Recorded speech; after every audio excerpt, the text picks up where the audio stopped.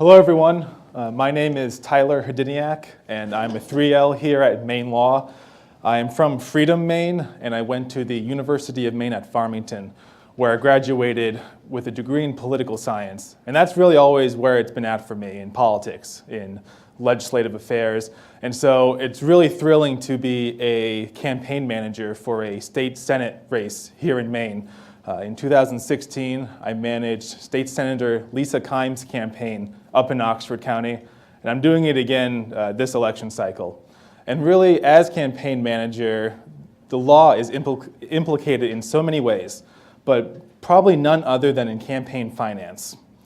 And in Maine, we have two ways of funding a campaign: the traditional way, which is where you can collect money from whoever you want, and then the clean election way, the publicly financed way. And this is a system that is instituted in Maine and only in a few other states.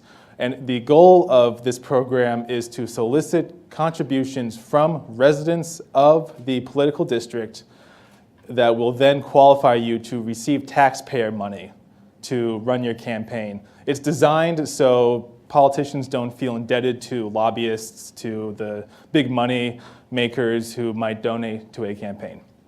And so here in Maine, this presents an interesting First Amendment issue.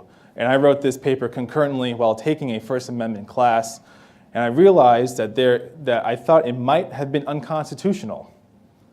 Because when you get a contribution from a resident of the district, from a registered voter in the district, as campaign manager and as the candidate would tell you, we don't care if it's $5 or $500, because all we care about is the fact that somebody contributed. And if we collect 175 individual contributions, normally they're $5, but it could be for however much, then that means we qualify for $20,000 in taxpayer money. So one contribution is not $5 to the campaign, it is 1/175th of the way we need to get to the $20,000. And for every 45 contributions after that, we can collect $5,000. That's called supplemental funding. It's the supplemental funding mechanism of Maine clean election law.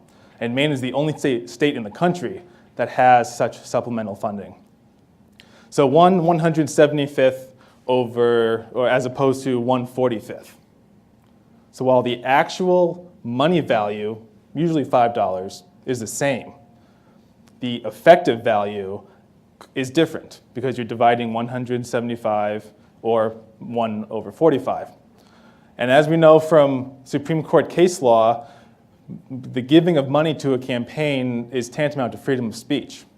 And I'd love for you to visit me in the lobby so I could tell you why that presents a First Amendment constitutional issue. Thank you very much.